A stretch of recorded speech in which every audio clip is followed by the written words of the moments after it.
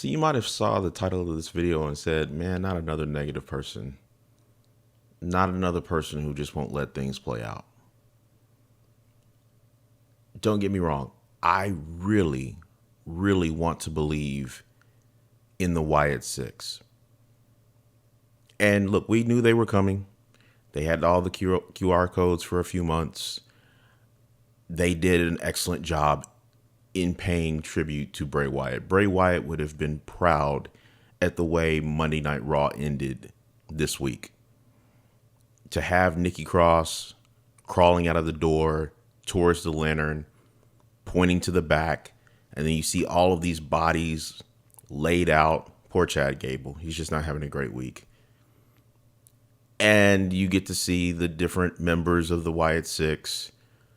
Looks like Eric Rowan, Joe Gacy, Dexter Lumis, and of course, Bo Dallas as Uncle Howdy. And as we've seen, WWE, when it comes to production values, they are unmatched.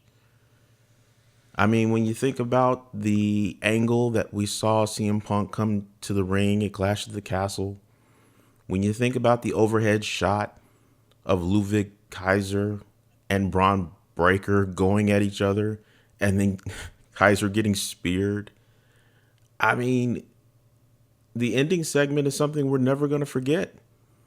But then again, the same could be said about Bray Wyatt's debut at SummerSlam years ago. It was awesome.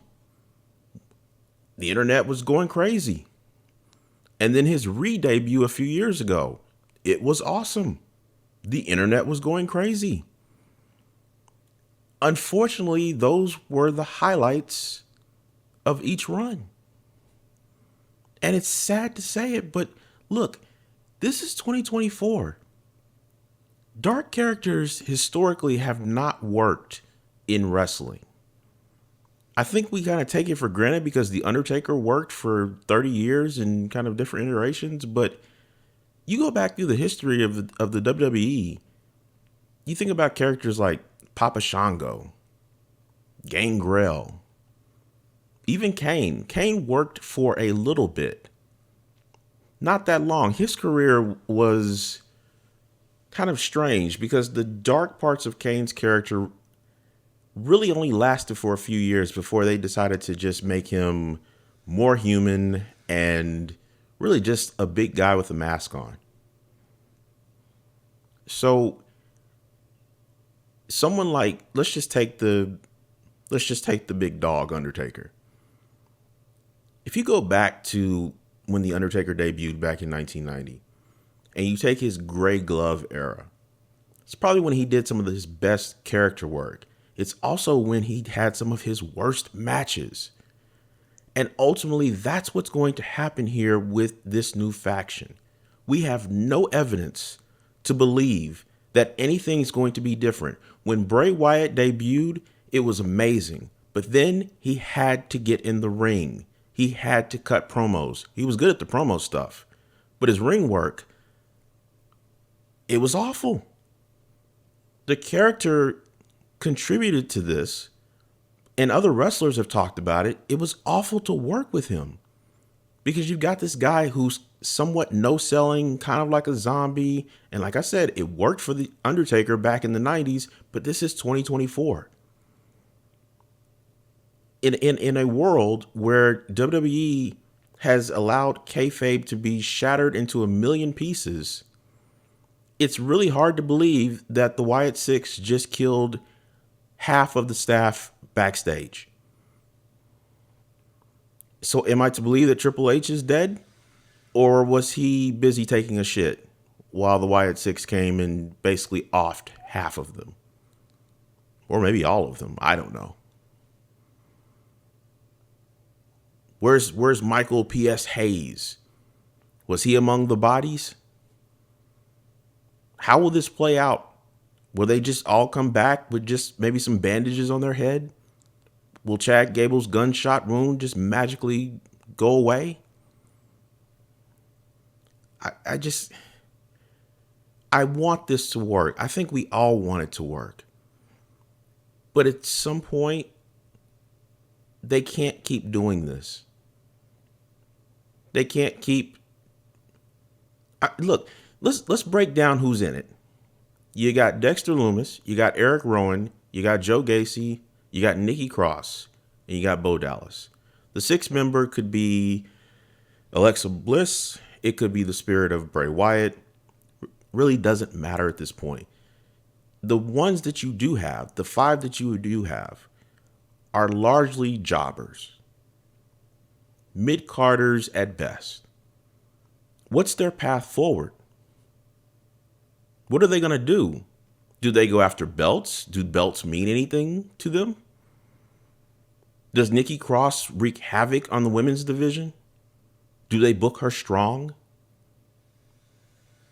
Do Eric Rowan and Dexter Lumis form the new Bludgeon Brothers and dominate the tag division? What does Joe Gacy do?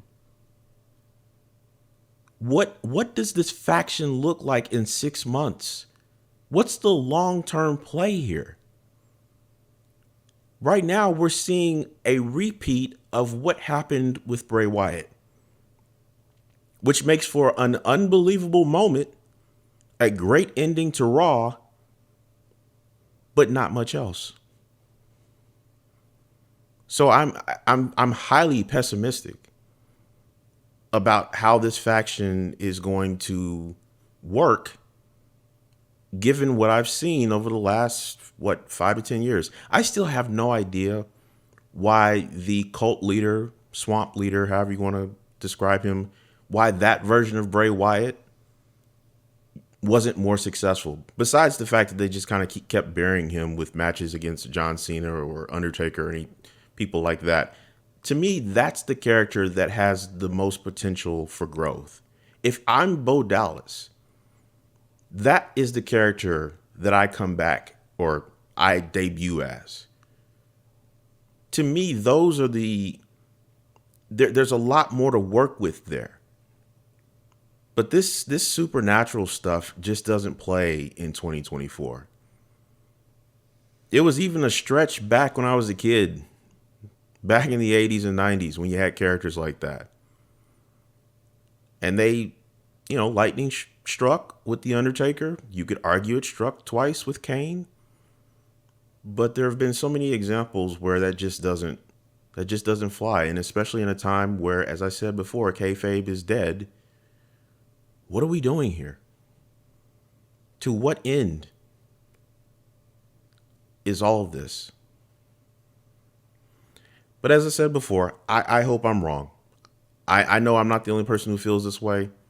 I know there's a lot of people who saw what happened on Raw and just can't wait to see what's next. For me, admittedly, I'm just not nearly as excited about what's to come. I feel like this is the last chance for a lot of these people.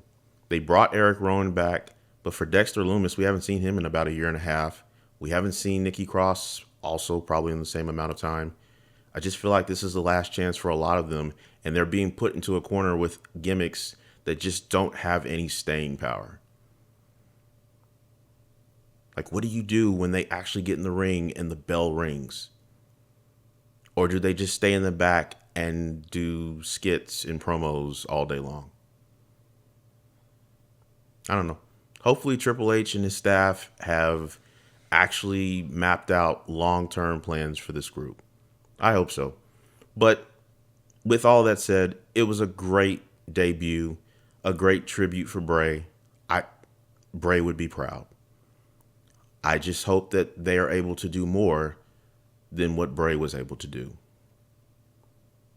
Let me know what you think down in the comments. Please like, share, and subscribe. We'll catch you in the next video.